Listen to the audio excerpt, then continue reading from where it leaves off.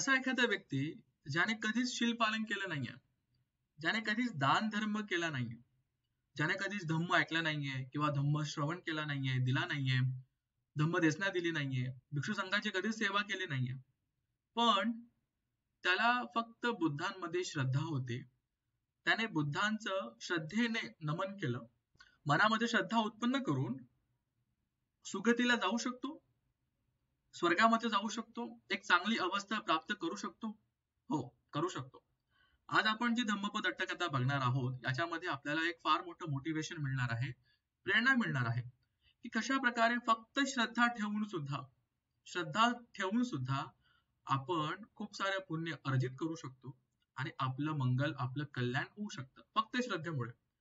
बुद्धांनी म्हटलंय की जो व्यक्ती, जो उपासक, जी उपासिका बुद्ध धम्म संघामध्ये श्रद्धा ठेवून जेव्हा तो धम्माच्या मार्गावर चालण्याचा प्रयत्न करायला सुरुवात करतो, तेव्हा धम्म त्याची रक्षा करतो.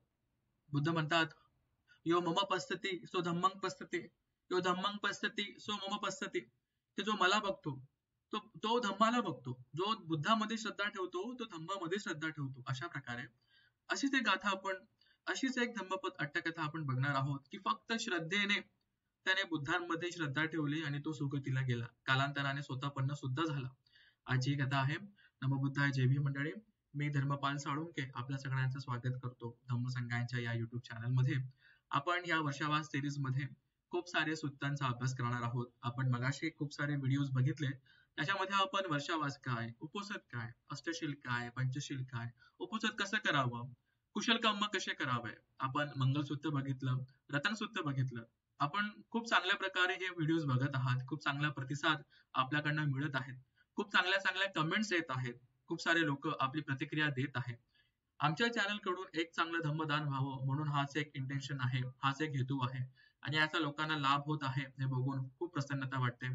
काही प्रश्न असतील, काही सूचना असतील, तुम्ही आम्हाला कमेंट बॉक्स मध्ये सांगावा. शक्य असेल तर आमचा व्हॉट्सअप ग्रुप जॉईन करा. येणाऱ्या काळामध्ये आपण धम्मलिपीवरती वर्कशॉप घेणार आहोत. सर्टिफिकेटचा कोर्स सुद्धा, पाली सर्टिफिकेटचा कोर्स सुद्धा आणणार आहोत कालांतराने. आणि ह्या वर्षावासाच्या काळामध्ये आपण किती जास्त प्रकारे पुण्य संपादन करू शकतो, स्वतःचं मंगल करू शकतो, आपल्या पारामी पूर्ण करू शकतो, चांगल्या प्रकारे शील पालन करू शकतो, आपण या व्हिडिओज मधून, या युट्यूबच्या चॅनल माध्यमातून आपण बघणार आहोत. शक्य असल्यास आमच्या चॅनलला सबस्क्राईब करा आणि इतर लोकांपर्यंत सुद्धा शेअर करा. बघूया ही धम्मपद अट्टकथा. आता ही जी धम्मपद अट्टकथा आहे, ही गाथा नंबर 2 आहे. ही गाथा बऱ्याच लोकांनी बघितली असेल, पाहिली असेल, ऐकली असेल आधी, पण खूप सुरुवातीची ही कथा आहे. या ठिकाणी आपण बघणार आहोत की श्रद्धा, फक्त श्रद्धेच्या माध्यमातून तुम्ही कुठपर्यंत पोहोचू शकता. श्रद्धा 5 बलापैकी पहिलं बल आहे आणि हे बल तुम्हाला कुठपर्यंत घेऊन जातं हे आपण बघूया. इथे या ठिकाणी एक असा व्यक्ती असतो ज्याने कधीच पुण्यकर्म केलेलं नसतं, त्याने कधीच दान धर्म दिलेला नसता. त्याचं नाव असं अदिन्न पुब्बको. पूर्वी त्याने काहीच दान दिलेलं नाहीये असा व्यक्ती आहे, ब्राह्मण आहे तो. तेन कस्यची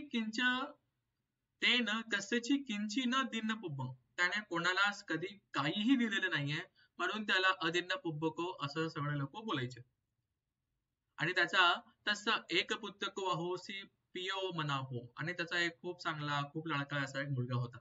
तर झालं काय, मुलगा मोठा झाला आणि मुलाला आपण काही दागिने करू असे तिथे प्रथा असेल, आता सुद्धा आपल्याकडे अशी प्रथा आहे.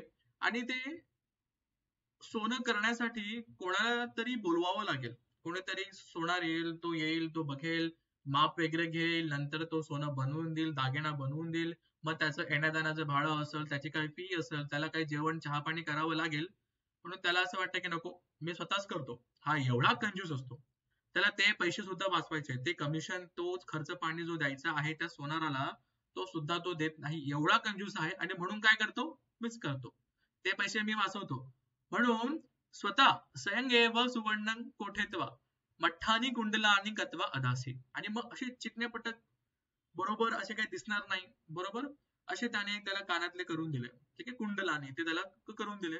आणि म्हणून त्या मुलाचं नाव मठ्ठ कुंडली असं पडलं, लोक त्याला मठ्ठ कुंडली असं म्हणू लागले. पुढे हा मुलगा 16 वर्षाचा होतो. पंडुरोगो उत्पादी, त्याला काहीतरी आता कावीळ झालाय समजा, ओके, आजारी पडलाय. आता आई बोलवते बापाला, म्हणते बघा हा आता आजारी पडलाय, काहीतरी करा, चिकित्सा पेही करा, याला तुम्ही बरं करा. कोणत्या तरी वैद्याला डॉक्टरला बोलवा, याला बरं केला. मग नंतर बोधिसचे वेद्यं आनेसामी भक्त वेदनं दातप भविष्यती. विचार करू लागतो आता हा कंजूस माणूस, अरे जर ह्या कुठल्या तरी मी वेद्याला, कुठल्या तरी वैद्याला मी बोलवलं तर त्याचं मला भक्त वेदनं, त्याला जेवण द्यावं लागेल, चहा पाणी करावं लागेल, त्याचबरोबर वेतन त्याची फीस पण द्यावी लागेल, दातब्बंग द्यावं लागेल. आणि तो बायकोला रागवतो आणि म्हणतो किंग त्वंग मम धनचेतन न ओले केसवत ओलो केससी, की तुला कळत नाही का माझे किती पैसे वाया जातील, मीच करतो. बायको विचारते मग तुम्ही कसं कराल, तर म्हणे जिथे माझे पैसे खर्च होणार नाही त्या पद्धतीने मी करेल. असा हा कंजूस माणूस मुलाला दागिने करण्यासाठी स्वतः दागिने केले. खूप गोष्टीमध्ये तो पैसे वाचवत असत आयुष्यभर. त्याने कधी दान धर्म पुण्यकर्म केलेले नाहीये. आणि जेव्हा मुलगा आजारी पडला, गंभीर आजारी पडला, तरी सुद्धा त्याला बरं करण्यासाठी तो कुठल्या डॉक्टरला बोलवत नाहीये, कुठल्या वैद्याला बोलवत नाहीये आणि म्हणतो की मीच करेल. का? खूप सारे पैसे खर्च होतील म्हणून. ठीक आहे, पुढे. सो वैज्ञानं संतिकं गंत्वा असुक रोगस्य नामं तुम्ही किंग भेषज करवत, की असा काही रोग झाला तर तुम्ही काय करतात, असं तो त्या वैद्याला विचारतो. आणि तो जो असतो वैद्य तो सांगतो की हो आम्ही अशा अशा झाडाची काहीतरी सालं वापरतो. त्याने उदाहरण दिलं. नंतर तो काय करतो, सो तन आर्हित्वा पुत्तस्य भेषजं करोति. आता त्याने स्वतःच ते प्रयोग करायला सुरू केलं, स्वतःच त्याने काहीतरी बनवायला सुरू केलं. तन करून तसे वस्य रोगो बलवा अहोसे. आता होतं काय, हा उपचार करत जातोय पण त्या मुलाचा काही रोग बरा होत नाहीये. बलवा अहोसे, आता तो रोग मोठा मोठा होत चाललाय. आता अते किच्छं भावं उपागमे. आता याचा कितीही उपचार केला तरी काहीही फायदा नाहीये असं दिसतं. आणि म्हणून काय होतं बघा, आता मुलगा आता वाचणार नाहीये, तो खूपच आजारी पडलाय. ब्राह्मणो तत्संग दुर्लभ भावं यत्वा एकं वैद्यं पक्वमे. आता हा खूपच दुर्बळ झालेला आहे, अशक्त झालेला आहे. एका वैद्याला बोलवतो आणि तो वैद्य काय करतो, त्याला बघतो, त्याला ओळखतो, त्याला विचारतो की बाबा हा आता वाचण्यासारखा नाहीये. तर स्वतःचा बचाव करण्यासाठी तो वैद्य काय म्हणतो, अम्हाकं एकां किच्चंग अथ्थी अय्यं वैद्यं पक्कोसा पित्वा वगैरे वगैरे म्हणतो की बाबा मला थांबा, कुठेतरी काम आहे, मी जातो. तो निघून जातो वैद्य. आता या ब्राह्मणाला कळतं माझा मुलगा काय वाचणार नाहीये, आता वेळ निघून गेलेली आहे. आता अशा वेळेस पण हा बघ काय करतो, इमस्तंग दस्तनं अथ्थाय आगता अंतोकेहे सापत्ययं पसिसंती बहिं न करिसामी ते. आता होतं असं, याला असं वाटतं की आता माझा मुलगा आजारी पडलाय, आता याला बघायला लोक येतील, मग परत त्यांना चहा पाणी करावं लागेल, काहीतरी खर्च होईल, मला तो नाही करायचा आहे. म्हणून तो घराच्या वरांड्यामध्ये, बाहेर वरांड्यामध्ये मुलाला आणून ठेवतो, की मुलं कोणी त्याला बघायला आलं तर ते घराच्या बाहेरून त्याला बघून भेटून चालले जातील. परत घरामध्ये आले तर चहा पाणी करा किंवा त्यांना किंवा त्यांचं स्वागत करा, आगंतुक करा वगैरे वगैरे. इतके पैसे वाचवण्याचा प्रयत्न केला, स्वतःचा मुलगा मरायवर आला, मरणार आहे, तिथे पण पैसे वाचायचं बघतोय. आता सम्यक संबुद्धांची एक दिनचर्या असायची. भगवान बुद्ध सकाळी उठले तर ध्यान करायचे आणि ध्यान करत असताना पूर्ण या 31 प्रकारच्या लोकांमध्ये ते त्यांची नजर फिरवायचे. सगळ्या सत्वांवरती पूर्ण एक अशी नजर फिरवायचे. आणि बुद्धांचा हा रोजचा कार्यक्रम असायचा. सकाळी उठल्यानंतर ध्यान करत असताना अशा प्रकारे ते करायचे. आणि बऱ्याचदा त्यांना दिसायचं की आज कोणाचं मंगल होणार आहे, आज काय होणार आहे, आज कोणाला आपण धम्म सांगितला पाहिजे किंवा सांगणार आहोत वगैरे वगैरे. हे प्रत्येक बुद्धांची, आतापर्यंत झालेल्या सगळ्या बुद्धांची ही दिनचर्या असायची. एकूण किती बुद्ध झाले आहेत, इन्क्लुडिंग सिद्धार्थ गौतम बुद्ध, जे आपले गौतम बुद्ध आहेत, त्यांना पकडून एकूण किती बुद्ध झालेले आहेत, कमेंट बॉक्स मध्ये सांगा. आता बुद्ध हे सगळं बघतायत. बुद्धांना हा मठ्ठ कुंडलक दिसतो, अरे हा आजारी पडलेला आहे, याच्या बापाने याच्यावर 1 रुपया पण खर्च केला नाहीये, आता हा काही दिवसांमध्ये जाणार आहे. त्याचं चित्त ओळखतात. उब्बेच कथ पुण्यता, त्याचा पूर्वजन्माचा काहीतरी भाग आहे का की ज्याचं मंगल होईल, त्याचं कल्याण होईल. बुद्ध सगळं बघतात. आता ही पूर्ण स्टोरी धम्मपदामध्ये शॉर्टकट मध्ये सांगितली, आपण त्याला बघूया आता पुढेच. आणि बुद्ध मग तसं करतात आणि विचार करतात. आता मग नेक्स्ट दिवशी, पुढच्या दिवशी बुद्ध सकाळी पूर्ण कार्यक्रम करून सकाळी जातात आणि त्याच्या घराच्या थोड अलीकडे उभे राहतात. आता त्याचं लक्ष दुसरीकडे, त्याची नजर दुसरीकडे, आणि या ठिकाणी बुद्ध उभे आहेत. बुद्ध काय करतात, अपसनं भावं यत्वा, की तो माझं मला बघत नाहीये, त्याचं लक्ष माझ्याकडे नाहीये, म्हणून एकं रश्मिं विसजेसी, बुद्धांच्या शरीरातून ध्यान करत असताना खूप साऱ्या रश्मी निघायच्या. ठीक आहे, मग बुद्धाने काय केलं, एक प्रकाश झोत त्याच्या अंगावर टाकली. किंग उभासो नामेसो, त्याला कळतं हा प्रकाश कुठनं येतोय. तो वळतो, बुद्धांकडे बघतो आणि बुद्धांना बघून तो विचार करायला लागतो. काय विचार करतो बघा. अंध बाल पितरम, माझा हा जो पिता आहे अंध आहे, मूर्ख आहे, बाल आहे. निस्साय एव रूपं बुद्धं उपसंकमित्वा काय वेयावटिकं वा दांतुं दानं वा दांतुं धम्मं वा सोतुं नालत्थं, की मी आता इतका दुर्लभ आहे की माझ्या या पितामुळे मला माझ्या पूर्ण आयुष्यामध्ये मला कधीच बुद्धांना दान देता नाही आलं, मला काही धम्म ऐकता नाही आला, काही धम्म सांगता नाही आला. किती किती मी आता हा दुर्बळ आहे. असा विचार करत असताना मी आता काय करू शकतो, मला करण्यासारखं काहीच नाहीये.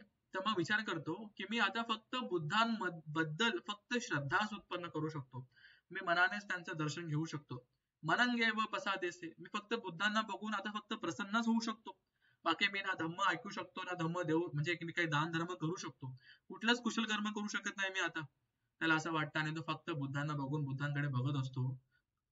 मैत्री चित्ताने प्रेम भावनेने बघत असतो आणि बुद्धांबद्दल मनामध्ये श्रद्धा उत्पन्न करत असतो. बुद्ध काय करतात, बुद्ध असा विचार करतात, अलंग अलंग म्हणजे पुरेसं आहे. काय, एत्तकेन चित्तं पसादेन इमिस्सा, याने जी मनामध्ये माझ्याबद्दल जी श्रद्धा उत्पन्न केली आहे ना, तेवढंच पुरेसं आहे त्याच्या कल्याणासाठी. बरं, त्याने ना बुद्धांना नमन केलं ना काही केलं, फक्त मनामध्ये बुद्धांबद्दल त्याने श्रद्धा उत्पन्न केली. आणि बुद्ध काय म्हणतात, एवढं पुरे अलंग, इतकं पुरं. असं बोलून बुद्ध निघतात, पक्का आम्ही. सो तथागते चक्षु पतंग विजहंते एव पश्चन मनो कालंकत्वा, तो असा लेटलेला असेल, तो बुद्धांकडे बघतोय, बुद्ध जातायत आणि बुद्धांना बघत बघत तो तिथं मृत्यू पावतो. आणि सुत्तपबुद्धो, सुत्तपबुद्धो म्हणजे कसं, की एखाद्या माणसाला जशी झोपेतून जाग येते तसा तो देवता लोकांमध्ये देवलोके तिचे योजनिके कनक विमान निभते, आणि जसं एखादा व्यक्ती झोपेतून उठतो तसाच तो मनुष्य लोकातून उत्पन्न होतो तावदिसामध्ये. आणि एक कनक विमान आहे, खूप मोठं त्याला असं विमान भेटतं, म्हणजे त्याचं राहण्याचे ठिकाण मिळतं. ते 30 योजन पर्यंत लांब असतं, इतकं मोठं, म्हणजे भरपूर मोठं, अप्रमाणित इतकं मोठं त्याला विमान भेटतं. अशा प्रकारे फक्त बुद्धांमध्ये श्रद्धा उत्पन्न करून मरणाच्या वेळेस तुमचं चित्त काय असतं त्याच्या अनुसरणाने तुमची पटिसंधी होती, तुमचा पुढचा जन्म होतो. हे फार महत्वाचं आहे. पटिसंधी काय आपण पुढे बघूया. ठीक आहे, अशा प्रकारे त्याचा आता 33 मध्ये जन्म झालेला आहे. आता इकडे या ब्राह्मणाचा मुलगा मेलाय, तो त्याचे पूर्ण 10 संस्कार करून येतो आणि तिथेच आळाहाने तिथेच स्मशानामध्ये तो रडू लागतो. अरे माझा मुलगा मेला, माझा मुलगा मेला, वगैरे वगैरे, माझा मुलगा कुठे आहे, कहंग एक पुस्तक, कहंग एक पुस्तक, माझा मुलगा कुठे आहे, माझा एकुलता एक पोरगा कुठे आहे, असं करत करत करत तो रडू लागला. आता हा मुलगा देवता लोकांमध्ये गेलाय, तो देवता लोकांमध्ये आहे आणि त्याला विचार येतो की ही देवपुत्रोपी अत्तनो संपत्ती ओलोकेत्वा, त्याला विचार पडतो की मला एवढी संपत्ती कशी काय भेटली, मी तामदिसामध्ये कसा आलो, मी देवलोकामध्ये कसा आलो. तो विचार करतो, केन मे कम्मेन लद्धाती, केन मे कम्मेन, मी असं कुठलं कम्म केलं, मी असं काय केलं. मग त्याला आठवतं, सत्थरी मनोपसादेन ती यत्वा, हो मी तर फक्त शास्त्रांना बुद्धांना मी फक्त मनाने प्रसन्न चित्ताने बघितलं, त्यांच्याबद्दल मी श्रद्धा उत्पन्न केली. साधुकार्य अयं ब्राह्मणो मम अफासुक काले बेसज्जं अकारेत्वा इदानी अळाहं गंत्वा रुदती, आणि बघा तिकडे माझा बाप, मी आजारी असताना त्याने 1 रुपया पण खर्च केला नाही माझ्या औषध पाणीमध्ये, आणि आता रडतोय, मी मेल्यानंतर रडतोय. असा विचार करून आता हा देवपुत्र आहे, हा आता त्या स्मशानाच्या एका ठिकाणी, आळाहानच अवि दूर आहे, आळाहानच त्या स्मशानाच्या जास्त दूर नाही, जवळच, की त्या ब्राह्मणाला तो दिसेल असा एका ठिकाणी उभं राहून तो आता जोर जोरामध्ये रडतोय. त्याच्या अटेन्शन साठी, त्या ब्राह्मणाच्या अटेन्शन साठी तो एका ठिकाणी येऊन आता रडतोय. ब्राह्मण बघतो, अरे पुत्त चोकेने रोदामी, की मी तर माझा मुलगा मेला आहे म्हणून मी रडतोय, पण हा मुलगा हा जो आहे हा का रडतोय. येतो त्याच्याकडे, येतो त्याला विचारतो, बाबा तू का रडतोय. तो त्याला बोलतो, अरे तू तर इतक्या आभूषणाने युक्त आहे, तुझ्या अंगावरती एवढं सोनं आहे, तुझ्या पूर्ण शरीरावरती हरिचंदन लागलेलं आहे, उत्तम प्रकारचं चंदन तुझ्या अंगावरती लागलेलं आहे, तरी तू का रडतोय, का तू कृदंत करतोय, का तू रडतोय? तो देवपुत्र म्हणतो की बघा ना, माझा हा इतक्या सोन्याचा रथ आहे, इतका सुंदर रथ आहे, इतका मोठा रथ आहे, पण या रथाला आहे ना चाकच नाहीये, ते चक्रच नाहीये, आणि म्हणून मी रडतोय. आता ते मी माझा जीव देऊन टाकेल, कारण की माझ्या त्या रथाला चक्र नाहीये म्हणून. आता ब्राह्मणाला पुत्र वियोग झालेला आहे. ब्राह्मण विचार करतो, हा तर माझ्या मुलासारखाच दिसतोय, मुलगाच आहे. त्याला मनामध्ये करुणा येते, दयामया येते. तो म्हणतो, बाबा ठीक आहे, ठीक आहे, ठीक आहे, रडू नको. तुला काय ते सोन्यासारखं ते मोठं तुला पाहिजे ना, तसं मी तुला सोन्याचे चाकं करून देईन, असं तो ब्राह्मण त्या देवपुत्राला म्हणतो. आता हा देवपुत्र विचार करतो की जेव्हा मी आजारी होतो तेव्हा माझ्यावरती 1 रुपया खर्च नाही केला याने, आणि आता सोन्याचे चाकं बनवून देईल वेगळे वेगळे, अशा मोठमोठ्या बाता करतोय. चला आता याला थोडा धडा शिकवू किंवा याला काहीतरी शिकवू, असा तो देवपुत्र विचार करतो आणि म्हणतो, बरं सांग, बरं मला किती मोठं चाकं बनवून देशील? ब्राह्मण म्हणतो, तुला जितके मोठे पाहिजे तितके मोठे चाकं बनवून देईल. देवपुत्र काय म्हणतो, चंदिमा सूर्ये ही मे अथो ते मी देही, की हा चंद्र सूर्यासारखे मोठे मोठे मला ते चाकं पाहिजेत. ब्राह्मण म्हणतो, मला तर तू मूर्ख वाटतोय, जे प्राप्त करण्यासारखं नाहीये ते तू मागतोय आणि म्हणून तू रडतोय, तू खरंच मूर्ख झालाय. बालो बालो खोसी मयामी तुवंग मरिससी, नाही तुवंग लच्छसी चंद सूर्य येते. मला तर वाटतंय की तुझा आता मरण काळ जवळ आलेला आहे, तुला हे काय भेटणार नाहीये, असा ब्राह्मण त्याला सांगतोय. की चंद्र सूर्यासारखे काही चाकं भेटणार आहेत का, काय तू विचार करतोय, हे प्राप्त करण्यासारखं आहे का, का तू रडतोय, असं ब्राह्मण त्याला सांगतोय. आता ब्राह्मण आता आता जो देवपुत्र त्याला आता धम्म सांगेल, त्याला गोष्ट एक आठवण करून देईल. तो म्हणतो की कोण मूर्ख आहे, कोण पागल आहे, कोण अज्ञानी आहे, की जे प्राप्त करण्यासारखं आहे त्याच्याबद्दल रडतो, की जे प्राप्त न केल्यासारखं आहे, जे प्राप्त कधीच होणारच नाहीये, जे कधी भेटणारच नाहीये, त्यासाठी रडणारा व्यक्ती, या दोघांपैकी कोणता व्यक्ती जास्त मूर्ख आहे? आणि मग गाथा म्हणतो की हा चंद्र सूर्य कसा आहे ना हे मला माहिती आहे, तो किती मोठा आहे, किती गोलाकार आहे, हे सगळं मला माहिती आहे. त्याचबरोबर मेलेला व्यक्ती परत कधी येणार नाही ते पण मला माहिती आहे. तुझा मुलगा तर मेला आहे, तो परत कधी येणार नाहीये, मग तुझा रडून काय फायदा, असं तो त्याला सांगतो. आणि इथे त्या ब्राह्मणाला ते पटतंय. काय बोलतो, युक्तंग एस वदती, अरे हा तर बरोबर बोलतोय. आता त्या ब्राह्मणाला समजतं की हो, जे प्राप्त करण्यासारखं आहे त्याच्यासाठी रडणं वेगळं आहे, पण जे कधी मिळणारच नाहीये, जे कधी आपल्या हाती येणारच नाहीये, जे आपल्या हातातून गेलेलं आहे, त्याची वेळ गेलेली आहे, त्याचा काळ गेलेला आहे, अशासाठी का रडायचं? माझा मुलगा मेलाय, तो मला काही आता भेटणार नाहीये, तो काळाच्या आहारी गेलाय, तो परत कधी येणार नाहीये, मी पुत्र विलापामध्ये रडत आहे, आणि मी त्याला असा शोधतोय, मी त्याला असं बघतोय की ते एकदम इम्पॉसिबल आहे. जसा एखादा मुलगा त्याला चंद्र पाहिजे म्हणून तो रडत असतो, अशा प्रकारे मी रडत आहे. आणि शेवटी हा देवपुत्र आला, याने मला शांत केलं. मी असा रडत होतो की आगीमध्ये कोणी तूप टाकतंय, मी असा रडत होतो, असा मी कृदंत करत होतो, याने माझं चित्त शांत केलंय, त्याने मला समजावलंय. आता त्याच्या प्रती थोडी श्रद्धा उत्पन्न होते, मन प्रसन्न होतं, त्याला कळतं की माझं चुकलं, इथे तो मूर्ख मीच आहे, की जे भेटणार नाहीये, जे गेलंय, जे कधीच येणार नाहीये, त्यासाठी मी रडत बसलोय. आता त्याला वाटतं की हो, इथं मूर्ख मीच आहे, मी याला मूर्ख म्हणतोय, पण इथं मूर्ख मीच आहे. आणि मग मनामध्ये थोडीशी प्रसन्नता उत्पन्न होऊन आता तो त्याच्याबद्दल विचारपूस करायला सुरू करतोय. तो आता विचारतो, को नाम त्वंती, बाबा तू कोण आहे? देवतास देवतानुसी गंधर्वो अधू सक्को पुरिंदतो, की बाबा तू स्वतः कुठला देवता आहे, कुठला गंधर्व आहे, का तू स्वतः या देवांचा राजा शक्र आहे, सक्को आहे? मग तेव्हा तो देवपुत्र म्हणतो, यांचं कदंसी यांचे रोधसी पुत्ते आळाहने स्वयं हदित्वा स्वा अहं कुशलं करित्वा कम्मं तीद साहनं सहपतं गतोती, की ज्याच्यासाठी तू आता कृदंत करत होता, ज्याचा ज्याच्यासाठी तू आता रडत होता ना, तो मीच आहे. मीच कुशल कर्म करून मी या ठिकाणी उत्पन्न झालेलो आहे आणि इथे तुझ्या समोर उभा आहे. त्या ब्राह्मणाला प्रश्न पडतो, कसं काय, कसं हे शक्य आहे? अपंग वा बहुंग वा नाद असता मग, की मी कधीच आपण बघितलं नाहीये की आपण दान दिलंय का, आपण काही पुण्यकर्म केलंय का, काही उपोषित कर्म केलंय का? केन कम्मेन कतोसती लोके देवलोके, त्याला प्रश्न पडायला लागला, अरे याने तर कुठलं कधी दान कर्म केलं नाहीये, पुण्यकर्म केलं नाहीये, शील पालन केलं नाहीये, उपोषित कर्म केलं नाहीये, तू कसा देवलोकामध्ये पोहोचला? मग आता तो पूर्ण स्टोरी सांगतो की कसा मी आजारी पडलो, तुम्ही 1 रुपया पण खर्च केला नाही माझ्यावरती, मग तुम्ही मला बाहेर आणून ठेवलं वरांड्यामध्ये. मग एका दिवशी बुद्ध आले, बुद्धांनी मला आशीर्वाद दिला, मी बुद्धांना बघितलं, बुद्धांबद्दल मी श्रद्धा उत्पन्न केली आणि त्या श्रद्धेच्या चित्ताने मी तिथे मेलो आणि त्या पटीसंधी होऊन मी देवता लोकांमध्ये उत्पन्न झालो. इतका मोठा मला विमान भेटलं आहे, इतक्या मी सुख सुविधामध्ये आहे, इतक्या हजारो अप्सरा माझ्या मागे पुढे आहेत, असा तो तिथे वर्णन करतोय. आता हे सगळं ऐकत असताना त्या ब्राह्मणाला खूप आनंद होतोय. सकलम शरीरं प्रीतिया परिपुरी, त्याच्या पूर्ण शरीरामध्ये प्रीती उत्पन्न झालीये. तेव्हा ध्यान करत असताना वितक्क विचार प्रीती सुख एकाग्रता हे काही गोष्टी आहेत जे ध्यान करत असताना चित्तामध्ये उत्पन्न होतात. तशी प्रीती उत्पन्न झाली.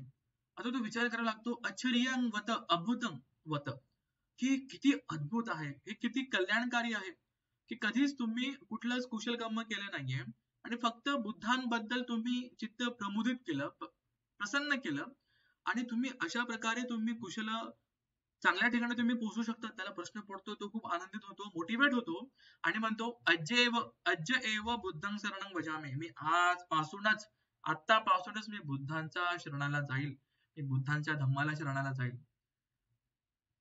अज्य एव बुद्धं शरणं भजामि धम्मंच संघांच प्रसन्न चित्तो, आणि प्रसन्न चित्ताने मी आतापासूनच मी बुद्ध धम्म संघाप्रती श्रद्धा ठेवतो, त्यांच्या मी शरण जातो, असं त्या ठिकाणी तो बोलतो. आणि पुढे म्हणतो की मी बुद्धांचा तो धम्म आहे ना, पंचशिलाला खूप चांगल्या प्रकारे मी पाळेन, तुम्ही जे मला सांगितले ते खूप कल्याणकारी आहे, मी नक्कीच असंच करेल, अशा प्रकारे तो सांगतो. खूप प्रसन्न चित्ताने होऊन पंचशिलाचं खूप चांगल्या प्रकारे मी पालन करेल, बुद्ध धम्म संघाप्रती आता मी खूप श्रद्धा ठेवेल आणि बुद्धांचा धम्म आता मी समजेल, ऐकेल, असा तो आता मनामध्ये विचार करतो. आता त्या देवपुत्राच्या सांगितल्याप्रमाणे की म्हणतो, तुझ्याकडे तर खूप सारं धन आहे, तू आता बुद्धांकडे जा, बुद्धांना दान धर्म कर, बुद्धांकडनं धम्म ऐक आणि बुद्धांना प्रश्न सुद्धा विचार, तुझे काहीतरी प्रश्न असतील, काही डाऊट्स असतील तर बुद्धांना विचार. अशा प्रकारे तो आता त्या देवपुत्राचं ऐकून हो हो मी असंच करेल असंच करेल आणि धावत धावत किंवा खूप वेगाने तो घरी जातो. बायकोला सांगतो, भते अहं गच्छ असं म्हणे गौतमं निमंत्रित्वा पह्यं पुच्छिसामि सत्कारं करोहि, की मी आज सम्यक संबुद्धांना आज मी आपल्या घरी भोजनासाठी निमंत्रण देईल आणि त्यांचा सत्कार करेल, त्यांना प्रश्न विचारेल. असं करत वत्वा विहारं गत्वा सत्तारं नेव अभिवादित्वा न पटी संथारं गत्वा एक मंत्रं तितो. आता जे पण लोक बुद्धांना भेटायला जायचे, बुद्धांना नमस्कार करायचे, विचारपूस करायचे आणि मग एका ठिकाणी बसून बुद्धांचा धम्म ऐकायचे वगैरे वगैरे. आता हा इतका एक्सायटेड आहे, हा विहारामध्ये गेला, ना बुद्धांना ना बुद्धांना प्रणाम केलं, ना काय विचारपूस केली, एका ठिकाणी जाऊन बसला आणि जसा त्याला वेळ मिळतो तो म्हणतो, भो गौतम. आता भो गौतम, भो हा शब्द आहे ना आमच्या खानदेशामध्ये खूप पॉप्युलर आहे. भो काय करतोय भो, ऐकणारे भो.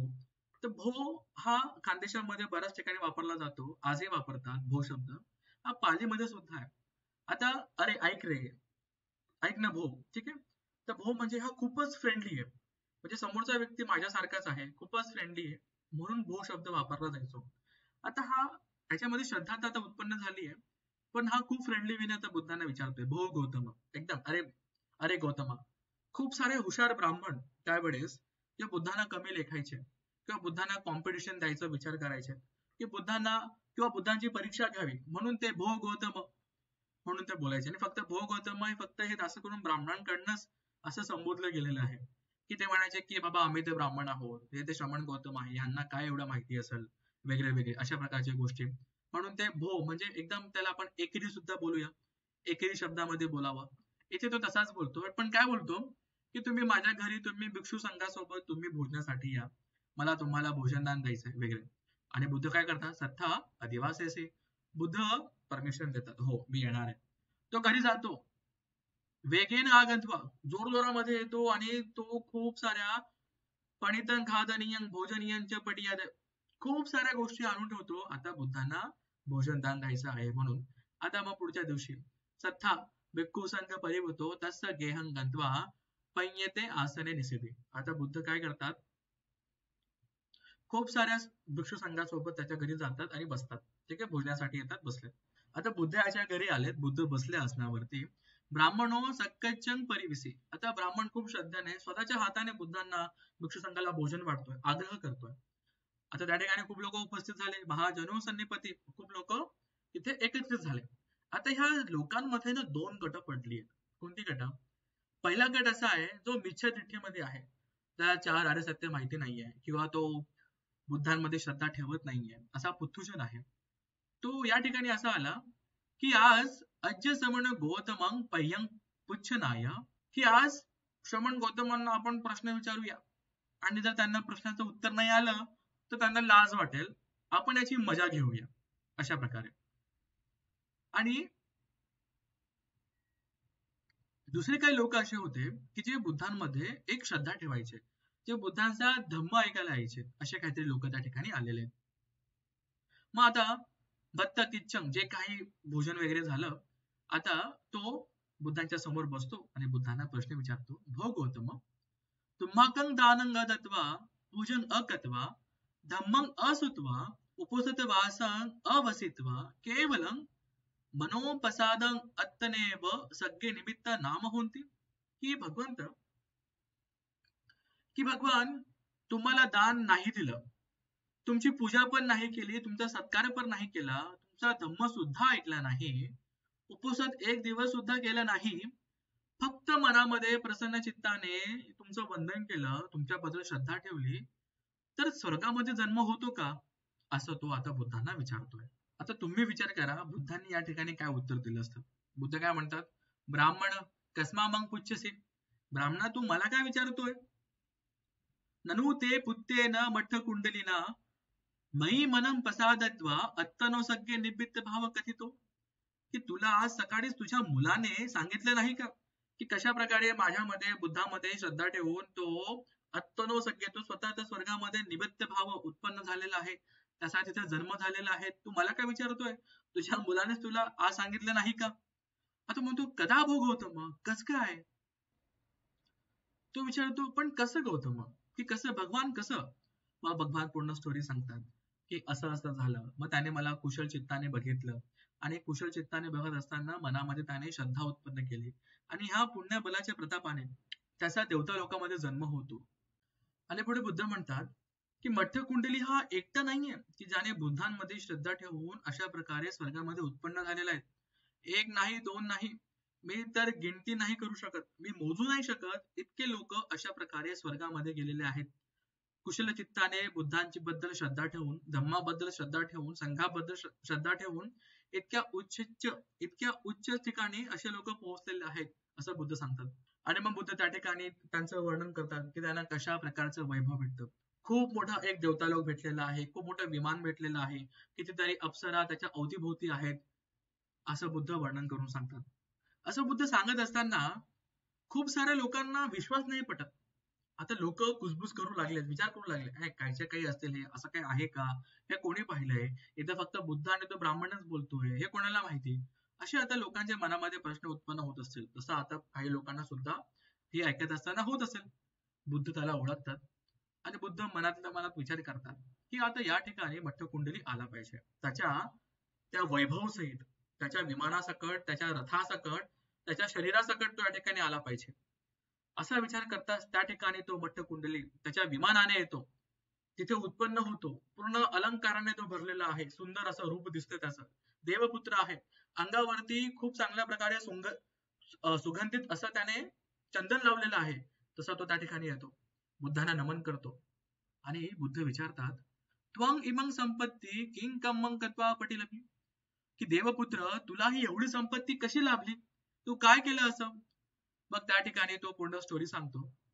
देवपुत्र अयं मे भन्ते, मी देवपुत्र संपत्ती तुम्हेसु चित्तं प्रसादेत्वा लब्धा, ही जी संपत्ती आहे ना, तुम्हेसु, तुमच्यामधून, तुमच्यामध्ये, सप्तमी लागली आहे,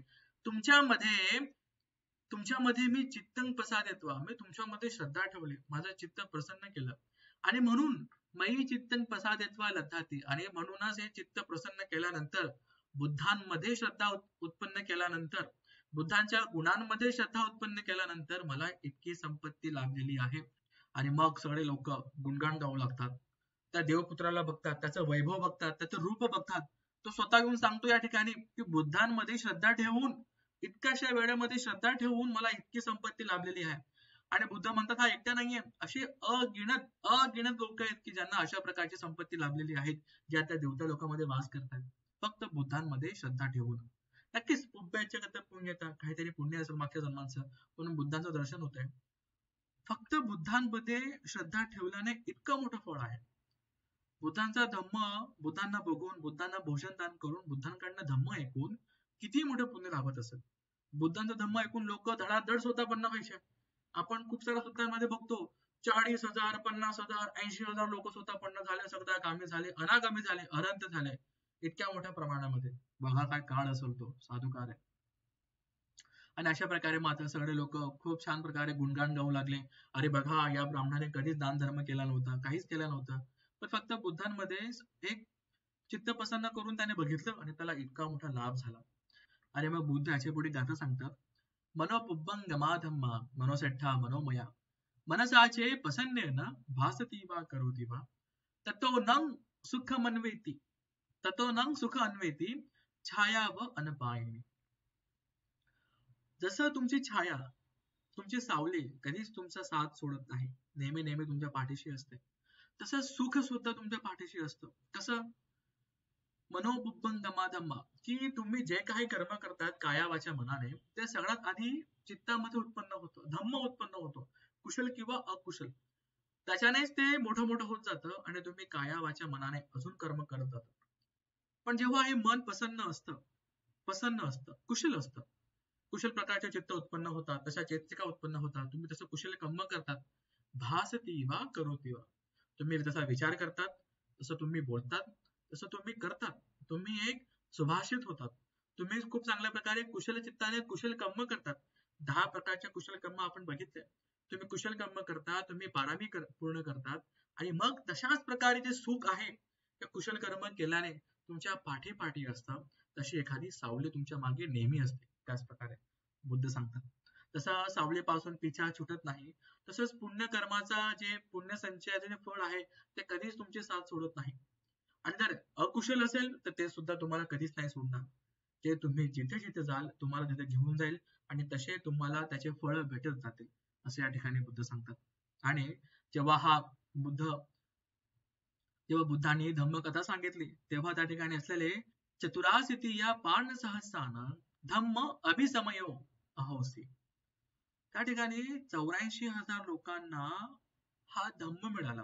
त्या ठिकाणी, आणि त्याचबरोबर मठ्ठ कुंडली जो देवता आहे तो, त्याचबरोबर अदिन्न पुब्बकु ब्राह्मण, तो ब्राह्मण त्या ठिकाणी स्वतः पत्ती फले पतिठही, आणि ते दोघं त्या ठिकाणी स्वतःपन्न होतात. असा हा धम्म आहे बुद्धांचा. खूप लोकांना असा प्रश्न पडलेला असेल की हो, फक्त बुद्धांमध्ये श्रद्धा ठेवल्याने असं होऊ शकतं? हो, होऊ शकतं. असे उदाहरण आपल्या समोर आहे, आणि असे खूप सारे उदाहरणं आहेत. जसं बुद्ध म्हणतात, अगिनत लोक आहेत की ज्यांना अशा प्रकारे सुगती लाभलेली आहे.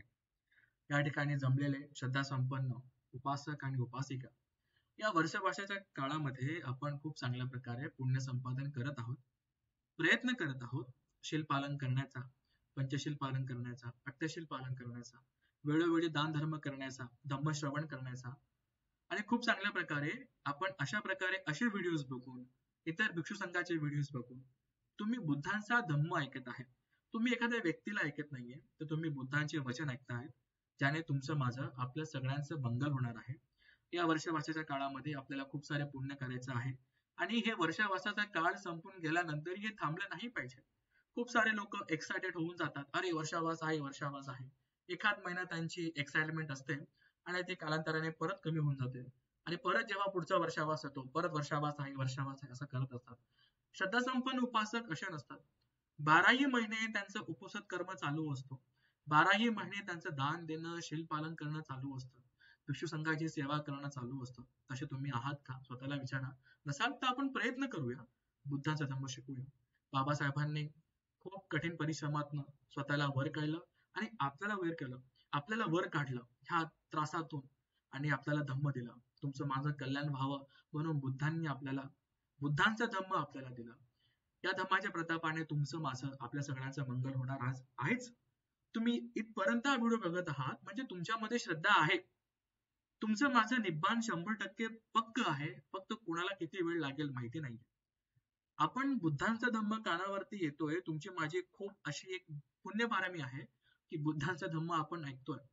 असा पण एक वेळ येईल की बुद्धांचा धम्म बुद्धांच्या तोंडून आपल्याला ऐकायला मिळेल, किंवा कोणी कोणी खूपच पुण्यवान असेल तर त्याच्या आधीच निब्बाणाला जाऊ शकतो, साधुकार आहे.